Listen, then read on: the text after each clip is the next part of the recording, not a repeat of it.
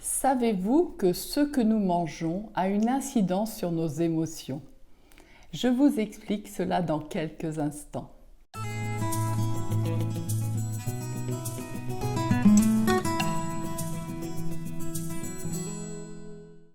Tout le monde a expérimenté la somnolence qui suit un repas classique. Pour comprendre ce qui se passe en nous, voyons ce que nous mangeons majoritairement. Quelle est la nourriture dominante? Il n'y a qu'à parcourir les rayons d'un supermarché pour constater que l'essentiel des denrées présentes est constitué de céréales cuites. Les paquets de gâteaux, les nouilles, les pains, les plats préparés à base de riz, les variétés de petits déjeuners ou de goûters tout prêts occupent la moitié de l'espace. En plus, les fast-foods proposent des pâtes, des pizzas, des burgers, du riz comme base de l'alimentation. Tout incite à privilégier les céréales cuites et à les considérer comme la nourriture essentielle puisqu'elle constitue du volume et qu'elle donne une impression de satiété. La peur de la faim ou de manquer se cache derrière tout cela. Comment notre corps digère les céréales cuites? Nous avons un système digestif de frugivores comme les grands singes. Ceci fait que nous digérons parfaitement les fruits et les légumes pleins de vitalité. Contrairement aux oiseaux, nous ne disposons ni de bec pour broyer les céréales, ni de gosier pour les assimiler. C'est pour cela que nous avons contourné cette difficulté en cuisant nos céréales. Ainsi, elles nous arrivent en bouche déjà ramollies et elles n'ont pas besoin de substances spécifiques pour leur digestion, comme cela serait nécessaire si on les ingérait sous la forme brute. Les céréales cuites sont donc bonnes pour nous, humains. Pas tout à fait, car si, sous la forme cuite, elles passent le tube digestif, elles ne sont pas assimilées par notre corps. Elles forment alors une pâte collante qui ralentit le fonctionnement de notre organisme. Imaginons un mécanisme qui, au lieu de recevoir l'huile nécessaire à son fonctionnement, serait imprégné d'une substance collante, gluante. Il serait ralenti, n'est-ce pas? C'est exactement ce qui se passe dans notre corps quand nous mangeons des céréales cuites. Quel est le lien avec les émotions? Lorsqu'on a besoin de mobiliser davantage d'énergie pour digérer, ce qui est le cas avec les céréales cuites, on se fatigue davantage. Nos projets sont alors ralentis, nos pensées aussi, nos actions, enfin tout. Le contraire de l'énergie, c'est la dépression et entre les deux, il existe plusieurs degrés comme la tristesse, la mélancolie, l'angoisse, enfin toutes ces émotions que nous connaissons tous. Que mange-t-on si on arrête les céréales cuites? On peut continuer de manger des céréales sous la forme germée. Ainsi, elles deviennent assimilables par l'organisme humain et présentent l'avantage de procurer des protéines. C'est insipide, les céréales germées. Détrompez-vous. Avec des graines germées, on fait du pain Essen avec des fruits secs et des oléagineux qui assurent un apport nutritionnel complet à notre corps, avec des protéines, des glucides, des lipides, le tout en un seul aliment. En plus, c'est bon. Et comme c'est très nutritif, on en mange peu, ce qui présente l'avantage d'économiser l'énergie de la digestion qui reste alors disponible pour nos projets.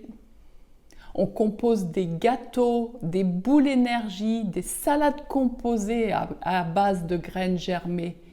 On pense que cuisiner, c'est obligatoirement cuire, alors qu'il existe toute une gamme de compositions possibles à partir d'aliments remplis de vitalité.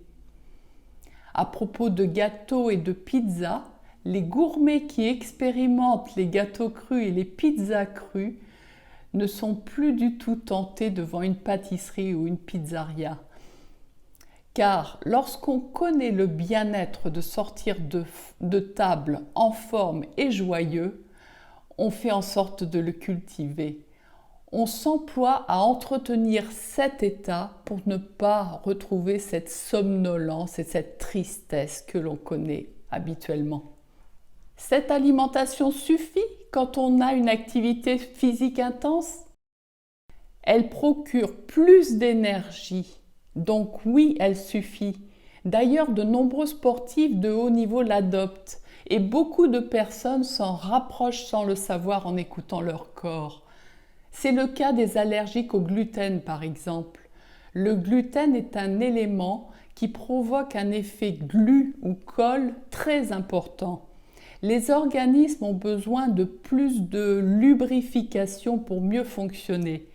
Les céréales sans gluten constituent donc une étape intermédiaire entre les céréales cuites et les céréales germées. Quel est l'intérêt alors de supprimer les céréales cuites? Si l'on évite le gluten dans les céréales cuites, on en garde l'effet glycémiant. Trop de sucre à indice glycémique élevé déséquilibre le système digestif. Cela augmente le temps d'assimilation et peut provoquer des troubles du sommeil, des maux de tête, des troubles visuels. À terme, c'est le diabète qui se profile. Le diabète est l'indicateur que le corps n'a plus d'espace de stockage disponible. Alors pour nous inciter à éviter de lui envoyer d'autres denrées sucrées à stocker, il cesse de produire l'insuline nécessaire à leur digestion. Lorsqu'on mange trop de sucre non assimilable, notre énergie est mobilisée à maintenir l'équilibre dans le corps. On est alors en perpétuelle activité digestive, le jour comme la nuit, d'où l'épuisement à terme parce qu'ainsi, ce que l'on mange nous procure moins d'énergie qu'il n'en faut pour digérer nos repas. Alors on arrête de manger des céréales cuites ? Limiter considérablement les céréales cuites permet de remonter rapidement son énergie, oui. Les supprimer totalement reviendrait à se couper des autres, car lorsqu'on est invité, il y en a sur la table, et la relation est une source d'énergie à cultiver également. À travers l'expérience du coaching alimentaire, j'observe qu'on a une capacité plus importante à digérer des céréales cuites prises en compagnie qu'ingérées dans la solitude, ce qui prouve que la relation, source d'énergie, compense un apport énergétique plus faible par l'alimentation. Je dirais qu'il s'agit de trouver le juste milieu par un mixte de deux approches alimentaires. Peut-être de prévoir un repas conventionnel partagé au moins 1 à 2 fois par semaine. Cela évite la frustration génératrice de stress, ce qui a des effets nocifs pour l'organisme. Le stress limite notre capacité respiratoire, essentielle à la vie et à la digestion. En fait, c'est à chacun de trouver son équilibre à travers l'écoute du corps. Seules les céréales cuites ont une incidence sur nos émotions. Il existe d'autres aliments qui induisent un effet notoire sur les émotions. Je vous propose d'aborder ce point dans une prochaine vidéo. D'ici là, essayez quelques recettes que vous retrouvez dans la playlist recettes de cette chaîne YouTube. Vous pouvez aussi entreprendre une démarche personnalisée en vous faisant accompagner lors d'un coaching alimentaire si vous avez des problèmes physiques, de douleurs, d'épuisement, d'allergies ou encore des problèmes de poids.